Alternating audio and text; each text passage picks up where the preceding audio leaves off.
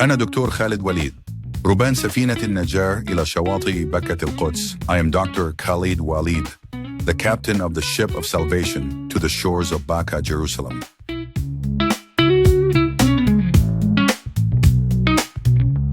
Hey everyone, welcome back to the Deep Dive. Today we're going to be looking at excerpts from Dr. Khaled Waleed's Spiritual Uncertainty and Distrustful Soul. Oh, yeah. This text really kind of gets you thinking about faith and knowledge and just how we make decisions in a whole different way.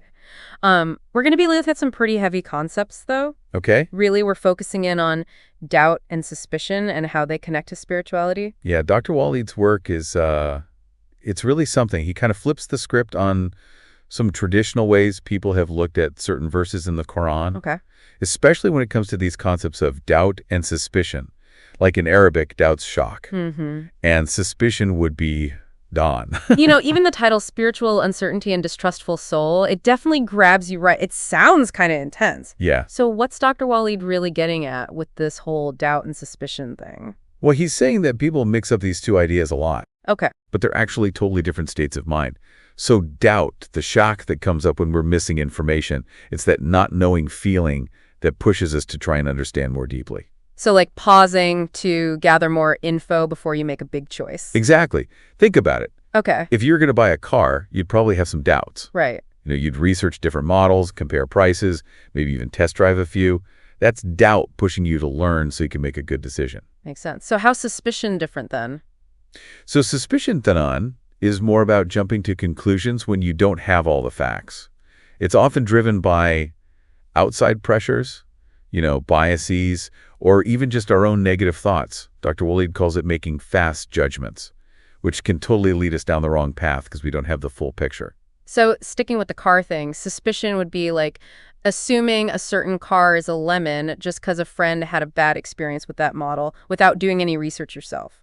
Perfect example. Suspicion often leads us to make decisions based on assumptions, not facts. And that can have some not-so-great consequences. Okay, now that we have a handle on what Dr. Waleed means by doubt and suspicion, how about we see how these ideas pop up in the Quran? Does he back these ideas up with the verses themselves? Yeah, he does. He dives into a bunch of Quranic verses, and what's wild is that he argues that the meaning of certain words, like thon, that hasn't really changed over time. It's just been misinterpreted in some traditional readings. Oh, there's one verse you talked about that really stood out to me. It's from Surah Al-Baqarah, verse 2.46. It uses the word han to describe those who believe they'll meet their Lord. But usually thon is seen as just guesswork, so how does that fit? This is where it gets really interesting. Dr. Waleed says that in this context, han doesn't mean uncertainty, but a really strong belief, even without having complete physical proof. It's about having faith and acting on it.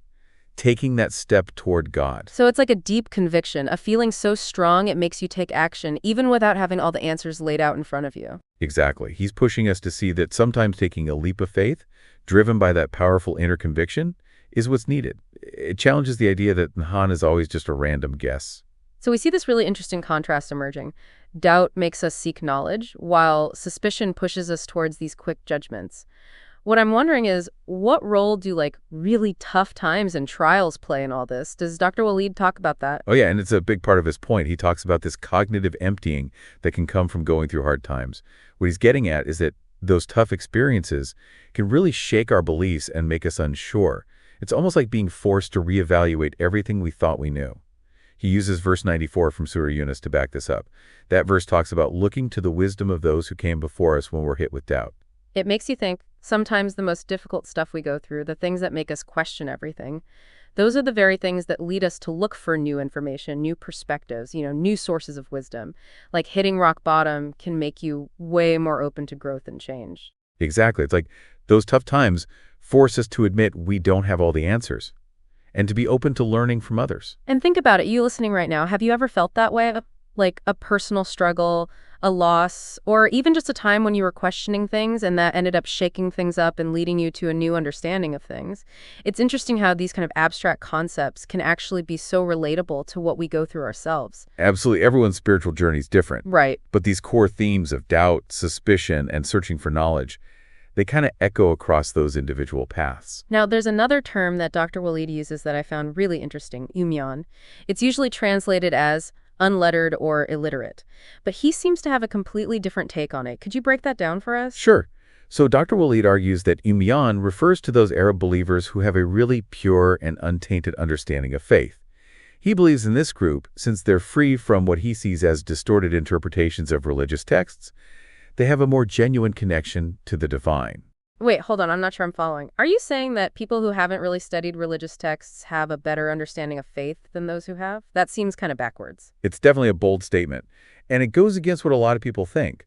Dr. Waleed's argument seems to be based on the idea that sometimes thinking too much about religion or getting too intellectual about it can actually pull us away from the heart of faith. So he's saying there's a kind of spiritual simplicity. Right. A direct link to God that gets lost when we get caught up in complicated religious debates. That seems to be his point.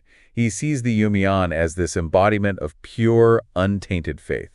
The kind of faith that's less vulnerable to the distortions and misinterpretations that can pop up over time. Okay, so this whole discussion makes me wonder about another big player in all of this, Iblis, or Satan. Where does he fit into Dr. Waleed's ideas about doubt, suspicion, and faith? Iblis has a big role, especially when it comes to understanding how temptation works and the ways our own minds can make us susceptible to it. Dr. Waleed looks at a few Quranic verses that deal with Iblis. He's especially focused on Surah Al-Alaf and Surah Al-Isra. You know what? Let's save that for part 2 because this is getting really interesting and I definitely want to hear more about Dr. Waleed's take on Iblis. Okay, so we're back and I'm really interested to dive into Dr. Waleed's perspective on Iblis. It just seems like such a fascinating thing to think about, this whole good versus evil thing, and how it all ties back to these ideas of doubt and suspicion that we were just talking about. It really is. He makes the argument that Iblis is like a master at using our weaknesses against us, especially when we're already kind of vulnerable to doubt and suspicion. He's more focused on how Iblis tempts us, not necessarily with material things, but by putting those little seeds of doubt right into our minds. That's really interesting because it's not really the typical image of temptation, right? Yeah. It's not like being tempted by, riches or things like that, but being led astray by our own thoughts, our own perceptions. Right. Dr. Waleed points to verses into Al-Araf where Iblis basically says he's going to sit for them on your straight path and commit them from before them and behind them on their right and their left. Like he's going to surround people with temptation and attack from every angle. So it's like he's fighting a psychological battle, trying to get us to question everything, lose trust in God's guidance, and basically choose our own way. That's subtle, but so powerful. It is, and what's interesting is that Dr. Waleed ties this back to the idea of adenum, that's suspicion. Okay. So he's basically saying that Iblis uses suspicion as a weapon to stir up trouble, make us distrust each other, and in the end, to weaken our faith in God. Wow, that's a strong image. It's like suspicion becomes this virus spreading and infecting our thoughts and perceptions. Right. If we let it take root, it can totally distort our understanding of everything, the world, and the people around us. Absolutely. Just think about times when you've seen how bad suspicion can be. Like maybe a friendship that got ruined because of mistrust or feeling tricked by fake news. It can be seriously damaging. Yeah. Not just to how we feel individually, but to our relationships and even communities. This idea of choosing righteousness keeps coming up. We talked about it with temptation, and now with this battle against suspicion. It's easy to say we should choose the right path, but how do we actually do that? Yeah. When we're constantly bombarded with stuff, both from inside us and outside, that pushes us in the other direction. It's tough, and Dr. Waleed knows that. Right. But he seemed to be saying that developing discernment is key. It's about becoming aware of our own biases, learning how to filter through all the noise, and ultimately making choices based on what we truly believe is right and good. So not ignoring information or shutting ourselves off from the world, but engaging with it critically, like being careful about what information we consume. I guess that's where knowledge and critical thinking come in. Exactly. It's about developing that ability to question, analyze, and search for truth from trustworthy sources. And what's really important, it's about recognizing those times when we're most likely to fall for temptation, to those whispers of doubt and suspicion, the kind that can lead us down the wrong road. So it's about that self-awareness to say, hold on, I'm feeling vulnerable right now. I need to step back, take a breath, and really think this through before I react or make a decision, like resisting that urge to jump to conclusions or just give in to negativity. Absolutely. It's about building inner strength, a solid moral compass, and asking for guidance when we need it. Yeah. Dr. Waleed reminds us that we do have the power to choose what's right, but it takes real effort, especially when things are tough. Now, thinking back to that concept of cognitive emptying that we talked about before, Dr. Waleed seems to suggest that even those really tough trials, as hard as they are, can actually be chances for spiritual growth. It's like he's saying sometimes we need to be shaken up, have our beliefs challenged so that we can come out stronger on the other side. Yeah, that's a really good point. It's like he's saying that trials and tribulations, as painful as they are, can actually force us to face our limits, to question what we believe, and in the end, to understand ourselves and our faith more deeply. You know, it reminds me of that saying, what doesn't kill you makes you stronger. Might be a cliche, but there's some truth to it, don't you think? Yeah. We've all gone through tough times that have made us rethink things, made us grow, and helped us find new strength within ourselves. Exactly. And I think Dr. Waleed is suggesting that these trials aren't meant to break us, but to refine us. They help us let go of old ways of thinking, accept new perspectives, and ultimately move closer to a more genuine and deeper understanding of our place in the world. So it's not just about resisting temptation or making good choices, but actually learning and growing from our experiences, even the painful ones, recognizing that those tough times can be like catalysts for change. I think that's a really powerful idea. It's a reminder that even when we're surrounded by uncertainty, doubt, and temptation, there's always the potential for growth, positive change, a deeper connection to something bigger in ourselves. Now, we were talking about the Yumian earlier, how Dr. Waleed sees it as a pure and untainted understanding of faith.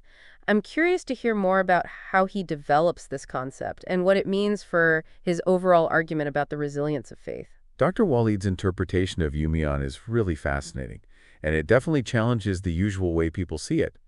He seems to believe that this group, because they're free from what he considers distorted interpretations of religious texts, have a unique clarity and resilience when it comes to their faith. But wouldn't you say that everyone's understanding of faith is shaped by their own background and what they've been through? How can any one group claim to have the only pure form of faith? That's a good point, and I think it's something that Dr. Waleed would actually encourage us to wrestle with. He's not saying there's only one right way to understand faith, but he is warning against getting too bogged down in complicated interpretations that can hide the most important principles. So he's not saying knowledge is bad, but he is pushing for a kind of balance between intellectual understanding and heartfelt belief, right? Right. It's about not losing sight of the essence of faith, even when things get complicated. That seems to be what he's saying. He views the Yumian as embodying that simplicity, that direct and unfiltered connection to God, which he believes is what makes their faith so strong. It makes you think about how sometimes we can get so focused on trying to figure everything out with our minds that we miss the experience of faith altogether. Exactly. It's about finding that balance between searching for knowledge and trusting in something bigger than ourselves. It's about living our faith, not just thinking about it. So, stepping back and looking at everything we've talked about, what do you think Dr. Waleed is ultimately trying to say about doubt, suspicion, faith, and resilience? It's like this intricate web with all these interconnected pieces. It is complex. If I had to boil it down, I think he's arguing that doubt is just a natural part of being human. It can even help us grow. But suspicion, that's something we need to be careful about. Okay. Because it can steer us wrong and weaken our faith. And in the middle of all this, he sees a powerful resilience in a certain kind of faith. That direct and pure connection to God, the kind he believes can weather any storm. It's fascinating how he weaves all these ideas together, and it definitely brings up more questions than answers. But maybe that's the whole point, right? Yeah. He's not trying to hand us a rule book, but to get us to really think about these ideas and find our own ways to become spiritually strong. Exactly. His work is like an invitation to reflect, challenge our assumptions, and really explore what it means to live a life of faith in a world that's full of complexities and challenges. Now, there's one last piece of Dr. Waleed's analysis that I'm really intrigued by. His deep dive into the story of Iblis and the tactics he uses to lead people astray. It seems like a really rich and complex topic that we should explore carefully. It is, and it's key to understanding Dr. Waleed's main argument. He delves into the verses in the Quran that depict Iblis's defiance of God and his vow to mislead all of humanity. Right. He specifically focuses on the methods Iblis uses to get what he wants. Okay, so this is where we get into the details of Iblis's playbook, the strategies he uses for temptation and deception. What does Dr. Waleed focus on? One of the most important passages Dr. Waleed looks at is from Surah Al-Araf, verses 12 to 18. This is where the story is told of Iblis refusing to bow down to Adam, his expulsion from heaven, and his promise to lead humanity off track. Okay. This sets the scene for this eternal struggle between good and evil. Exactly. And what Dr. Waleed really points out is the specific language Iblis uses in this passage. When God asks why he wouldn't bow down, Iblis says, I am better than him. You created me from fire and him from clay. Right from the start, we see Iblis's arrogance, his pride, Yeah. his feeling of being superior to humans. It's like his ego is the driving force behind everything he does. Exactly. And Dr. Waleed argues that this pride is at the very root of Iblis's deception. It's this belief that he knows better than God, that he can somehow outsmart the divine plan. And this pride fuels his desire to mislead us. Like he wants to prove that he's right and God is wrong. It's like a classic power struggle. It is. It's that classic story of hubris, of ambition leading to destruction. And what's interesting is Dr. Waleed connects this back to the idea of suspicion. He's essentially saying that Iblis uses our own pride, insecurities, and our tendency to doubt to manipulate us. So it's not just Iblis offering us these tempting distractions, Yeah. but him actually figuring out how to use our own weaknesses, those seeds of doubt and suspicion that are already inside us, against us. That's it. He preys on what makes us vulnerable, whispering doubts, and getting us to question everything. He wants us to distrust God, to distrust each other, and ultimately to distrust ourselves. It's like a psychological thriller on a cosmic scale. Yeah. And we're all taught in the middle, trying to figure out these complex forces and make choices that align with what we believe in. Exactly. And what Dr. Waleed is showing us is that we're not just fighting our own internal struggles, we're also up against an external force that's actively trying to trick us. Now, back to Surah Al-Araf. Iblis also lays out his plan to tempt humans in that passage. Can you remind me what he says? He says he will sit for them on your straight path, and come to them from before them and from behind them and on their right and on their left. It's like he's saying he's going to surround humans with temptation, coming at them from all sides. So not just offering tempting distractions, Right. but trying to get into our minds, planting those seeds of doubt and suspicion that can lead us astray. That's a really subtle and sneaky kind of manipulation. And the scary part is that it often works. It plays on our natural human tendency to be skeptical and distrustful. We're wired to question, to analyze, and sometimes that can make us easy to manipulate. I'm curious about the specific tactics Dr. Waleed thinks Iblis uses to exploit how easily we fall for suspicion. Does he give any real-world examples? He does. He points to several verses in the Quran that shed light on Iblis's methods. One that's particularly insightful is from Surah Al-Isra, verse 62. This verse talks about Iblis asking God to give him time until the day of judgment, and his vow to mislead as many people as possible during that time. Okay, so this is where Iblis reveals his grand plan to deceive humanity. He's basically saying, give me time and I'll prove that I can lead most of them off the right path. Exactly. And what's striking is how he phrases it. He says to God, if you respite me until the day of resurrection, I will surely take hold of all of his descendants, except a few. It's a bold statement full of arrogance and confidence. It's like he's taunting God, saying, I know how humans work better than you do. I know how to use their weaknesses against him. And Dr. Waleed argues that Iblis's confidence comes from his deep understanding of human psychology. He knows our weaknesses, our fears, and our insecurities. And he's incredibly good at using them against us. So it's not just about him offering us appealing temptations. Right. It's about him understanding how to manipulate our thoughts and emotions, playing on our doubts and fears, and in the end, leading us away from righteousness. Exactly. And Dr. Waleed emphasizes that Iblis is especially good at using suspicion to achieve his goals. He uses it to sow discord, to create distrust between people, and ultimately to undermine faith in God. So suspicion becomes a tool for Iblis to divide and conquer, to create chaos and disunity where there should be peace and love. Exactly. He wants us to turn against each other, to see enemies everywhere, and to lose sight of the bigger picture. Now, this is all really thought-provoking, but it's also a little unsettling, right? It's like realizing we're not just fighting our own internal demons, we're also up against this outside force that's actively trying to deceive us. It is a sobering thought, but I think Dr. Waleed's analysis also gives us a message of hope. He's not just pointing out the dangers of Iblis's tactics, he's also reminding us that we have the power to resist. So it's about being aware of the enemy's strategies, but also about empowering ourselves to fight back. Exactly. It's about developing discernment, strengthening our faith, and looking for guidance from those we trust. And recognizing when suspicion starts to creep into our thoughts and fighting it with knowledge, critical thinking, and a commitment to truth. Absolutely.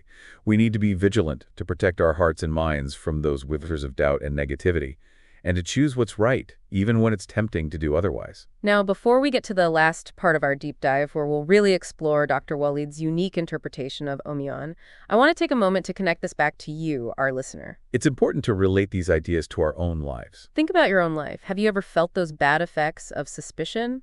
Maybe a relationship that fell apart because of mistrust or being misled by false information? Or maybe even felt that pull towards suspicion, that temptation to jump to conclusions or see the worst in others? We've all been there. The key is to see it for what it is. Yeah. To be aware of what's influencing us, and to actively choose understanding and compassion. And to remember that we're not alone in this fight. We have the support of God, our loved ones, and all those others who are trying to live righteous lives too. Exactly. We're all in this together. And by supporting each other, sharing knowledge, and choosing kindness over suspicion, we can overcome any challenge that comes our way. This has been a really rich discussion. And I'm looking forward to finishing it up with a deeper look at Dr. Waleed's take on Umiyan in the last part of our episode. Welcome back to the deep dive. We've been really digging into some tough concepts from Dr. Khaled Waleed's spiritual uncertainty and distrustful soul. And well, here we are at the last part of our exploration. It's been quite a journey thinking about all this doubt, suspicion, and the never-ending battle between good and evil.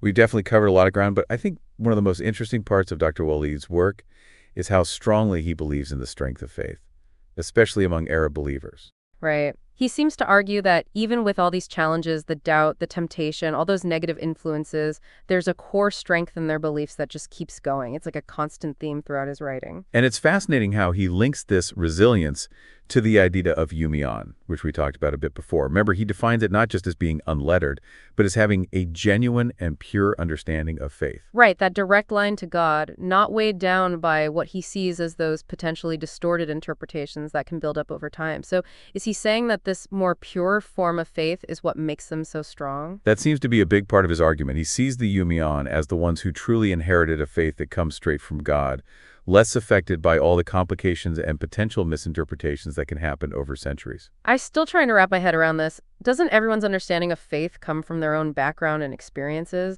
How can just one group claim to have the only pure faith? That's a fair point. And I think Dr. Waleed would agree that faith is something personal and always changing. He's not saying there's only one right way to believe, but he does seem to be warning us about getting too caught up in intellectualizing faith to the point that we miss its core, its heart. So he's not saying knowledge is bad, but it's more about finding that balance. Exactly. Between trying to understand everything and nurturing a genuine connection to something bigger than ourselves. Right. He seems to be saying that sometimes overthinking faith can create distance, while a simpler, more direct experience could be what gives us strength and resilience. He's definitely not pretending that Arab believers don't face real struggles. We've talked about how he explores the influence of Iblis, how easy it is to fall for suspicion, and that idea of cognitive emptying that can happen in tough times. So he's not presenting some naive or overly idealistic view of faith. Not at all. He's very realistic about the challenges. But even with all those difficulties, he finds hope and inspiration in this concept of Umiyan, in that resilience he sees in those whose faith he views as untainted. Okay, let's dig a little deeper into this idea of Umiyan. Does he give any specific examples or evidence from the Quran to support his interpretation? He does. He points to a few passages that mention the Umiyan, like verses from Surah Baqarah and Surah Duma.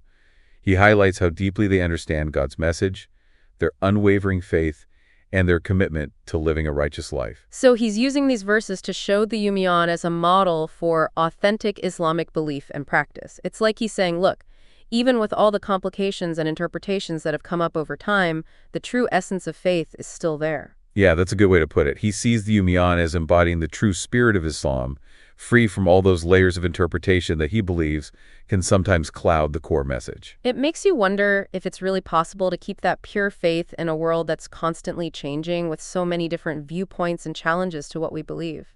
That's a big question, and one that I think Dr. Waleed would want us to really consider. He doesn't act like he has all the answers, but he seems to suggest that true faith isn't about being immune to doubt or challenges. It's about finding ways to keep going and grow even when things are tough. So if we try to summarize everything, what do you think Dr. Waleed is ultimately saying about the connection between doubt, suspicion, faith, and resilience? It's a pretty complicated idea, right? Yeah, it is. But if I had to try and sum it up, I think he's saying that doubt is just a natural part of being human, maybe even a necessary step towards understanding things more deeply. But suspicion, that's something we need to watch out for because it can lead us down the wrong path and weaken our faith. And through it all, he sees a powerful resilience in a certain kind of faith, a direct and pure connection to God that he believes can survive any storm. It's a powerful message. It makes you think about what gives you strength, both within yourself and in your own beliefs, whatever they may be. Whether you agree with everything he says or not, Dr. Waleed's work definitely gives us a lot to think about. Absolutely. It reminds us that faith, no matter what form it takes, isn't about never having doubts or challenges. It's about finding the strength to keep going, to learn, and to grow, even when we face those tough times. Well said. And that's a great place to wrap up our deep dive. We've explored some pretty complex and nuanced ideas today, and we hope it's given you some things to ponder. It's been a fascinating journey. As always, we encourage you to keep the conversation going, explore these ideas further, and see how they connect with your own experiences and beliefs. Until next time, keep searching, keep questioning, and keep diving deep. أنا دكتور خالد وليد ربان سفينة النجاة إلى شواطئ بكة القدس. I am Dr. Khaled Waleed, the captain of the ship of salvation to the shores of Baka, Jerusalem.